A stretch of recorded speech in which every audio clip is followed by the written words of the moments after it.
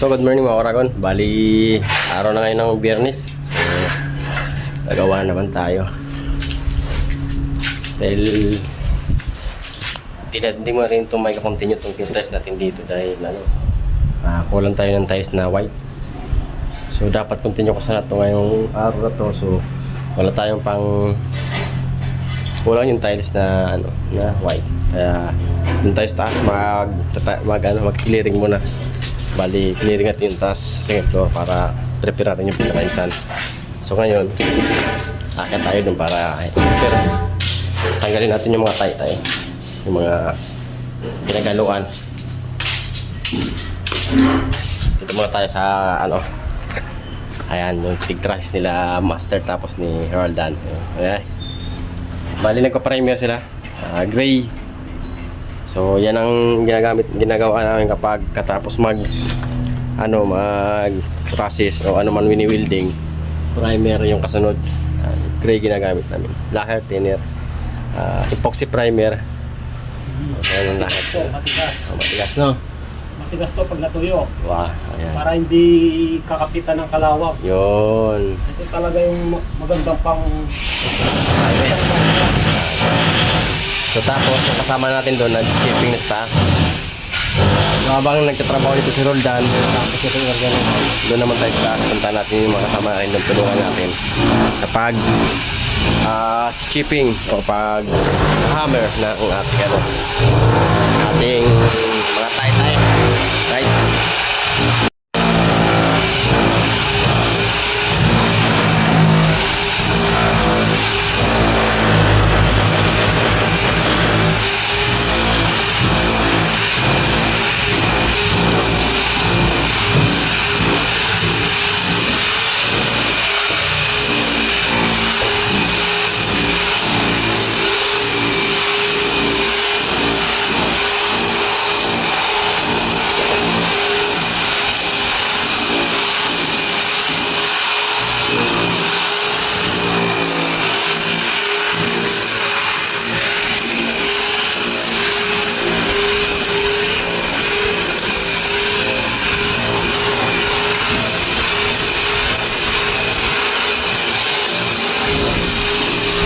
Ito yung magiging design dito sa harapan sa may terrace.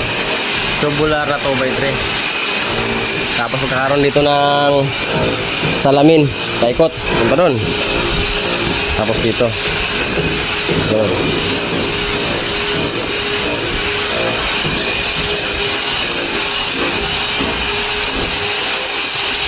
Yun na yung tiles natin. Yung 3 in 1 half ginawa natin. Yung mga kantuwa pinakamahalaga dyan. Ayan. Kantuwa lang pinakamahalaga.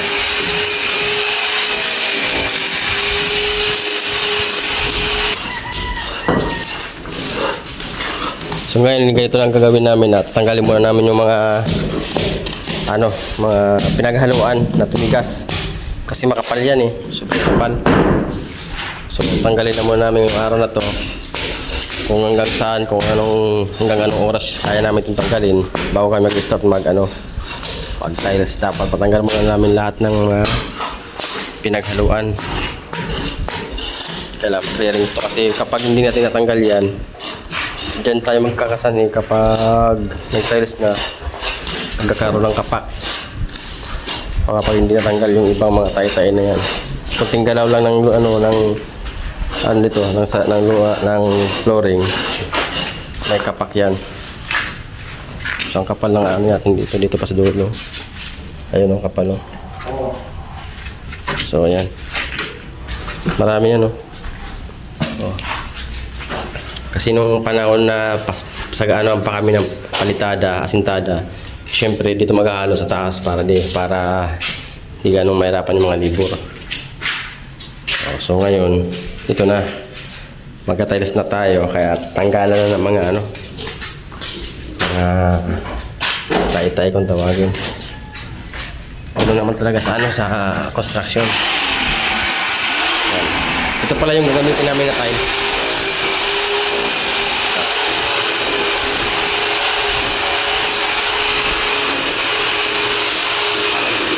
Maganda. Maano siya, makuragon, smooth, oh. Madulas. Napaka, hawakan. Ganda.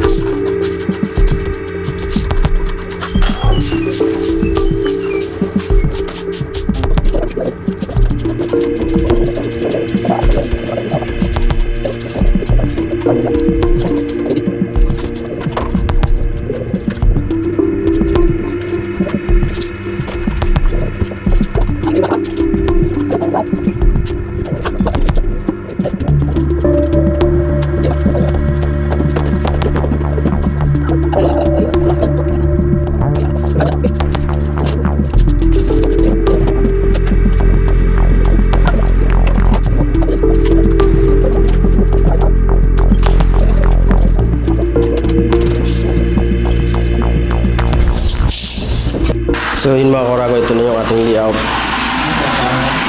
Diretso na to.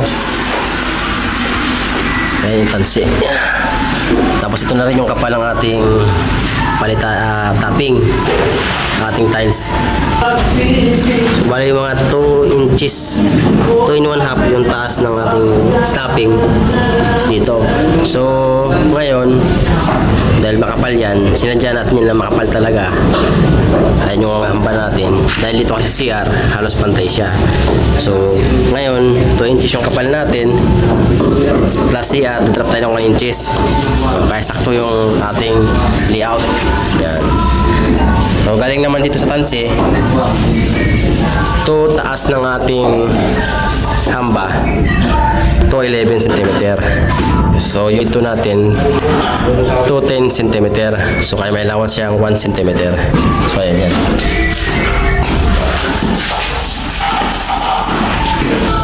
So bali sinukat na namin yan lahat punta dun. So may mga zero siya na may zero siyang 20 cm, may zero siyang 25 cm, at mayroon din zero 10 cm. So yung mga zero na yan, pwede yan. Huwag lang sumiro ng maliit ng 5 cm o kaya 1 inches kasi sobrang liit na nun. So dito yung pagka layout namin, may mga zero siya, mga 20 cm tapos 30 cm. Pasok punta doon sa mga loob sa kanya kwarto, punta doon may mga zero siya. Tapos dito pinasa namin dyan, pasok punta doon. So dito sakto yung zero tayo dyan na 30 cm, tapos dito 35 cm, doon naman mga 20 cm yung zero. So kaya okay. So, tapos ito yung ating design sa ating kabita tiles. Yan. So dito, kaya mag-aano na sila. Dry pack yung gagamitin natin dito. So papakita natin kung paano maghalo ng dry pack. So yan, abangan nyo.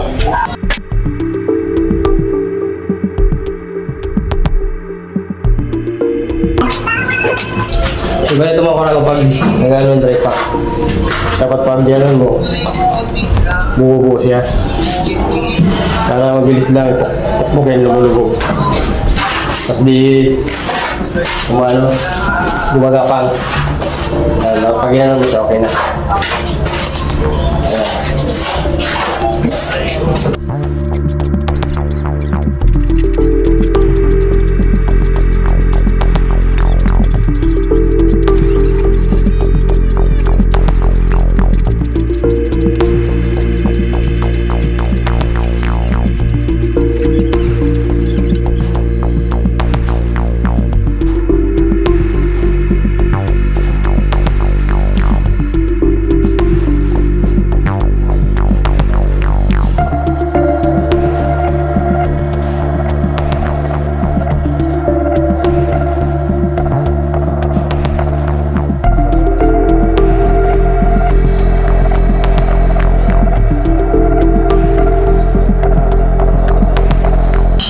So dito yan, nagsaboy ng ano para nakapit yung tiles.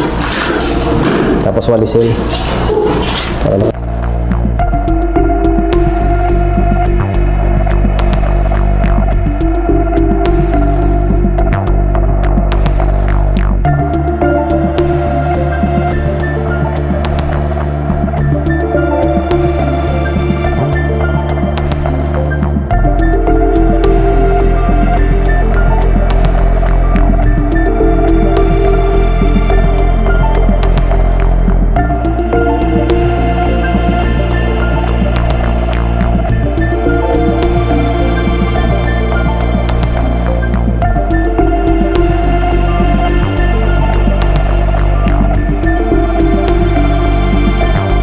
So marami nagsasabi na di dapat daw yan inaluan ng simento.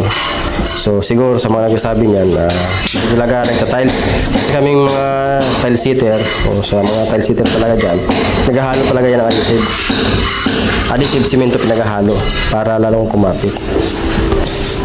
So sa mga nagsasabi dyan, na daw haluan ng simento yung adhesive. Baka hindi kayo tile sitter kaya nasabi yun.